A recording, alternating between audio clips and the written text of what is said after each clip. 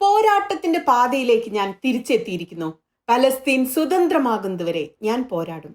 പലസ്തീന് വേണ്ടിയുള്ള പോരാട്ടത്തിൽ 41 വർഷം ഫ്രാൻസിലെ ജയിലിലെ 4 ചുവരുകൾക്കുള്ളിൽ തടവ് ജീവിതം കഴിച്ചുകൂട്ടി കഴിഞ്ഞ ദിവസം പുറത്തിറങ്ങിയ ലബനീസ് കമ്മ്യൂണിസ്റ്റ് നേതാവും ലബനീസ് സായുധ വിപ്ലവ വിഭാഗങ്ങളുടെ സ്ഥാപകനുമായ ജോർജ് ഇബ്രാഹിം അബ്ദുള്ളയുടെ വാക്കുകളാണിത്.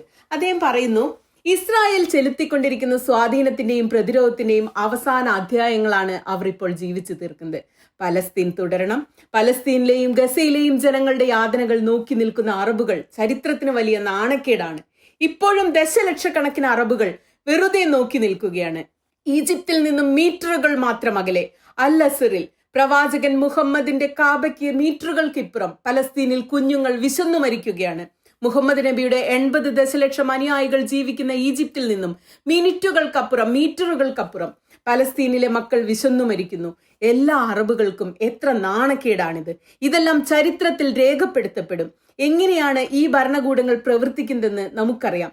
ഗസയിലേക്ക് കടക്കാൻ ശ്രമിച്ച എത്ര പേരാണ് കൊല്ലപ്പെട്ടത്? ആരുമില്ല. ആരും തന്നെ കൊല്ലപ്പെട്ടിട്ടില്ല.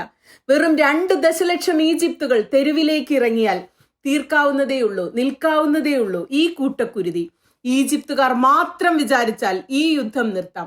ഈ കൂട്ടക്കുരുതി ഒഴിവാക്കാം. ഈജിപ്തുകാർ മാത്രം വിചാരിച്ചാൽ മതി.